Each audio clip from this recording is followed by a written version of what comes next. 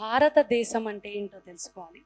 మన భారత భాగ్య విధాతలోని మనకి కనిపించేటటువంటి భారత అనేటటువంటి దానికి సంపూర్ణమైన అర్థం జ్ఞానరథులు లేదా జ్ఞాన సముపార్జన చేసేటటువంటి వారు, జ్ఞానాన్ని ఎప్పుడూ ఆస్వాదిస్తూ ఉండేవారు, జ్ఞానంలో ఎల్లప్పుడూ ఆ ఆనందాన్ని పొందేటటువంటి వారు అని భారత అనే దానికి అర్థము.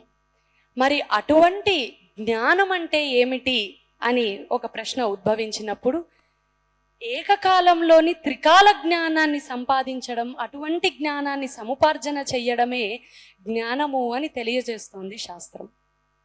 మరి అటువంటి జ్ఞానాన్ని ఈరోజు మనము ఎన్సీఆర్టీస్లో చూసుకున్నప్పుడు ఎక్కడైనా ఇది నిర్దిష్టమైనటువంటి చరిత్ర, ఇది అసలైనటువంటి చరిత్ర అని ఎక్కడా కూడా మనకి దాఖలాలు లేకుండా చేసినటువంటి ఒక దుస్థితిలోని మనం జీవిస్తున్నాము. మనము స్వాతంత్రాన్ని సాధించి ఇన్ని సంవత్సరాలైనా, ఇన్ని దశాబ్దాలైనా మన ఎన్సీఆర్టీస్లోని అసలైన చరిత్రని నిలపలేకపోతున్నాము అనంటే అది చాలా బాధించేటటువంటి విషయం.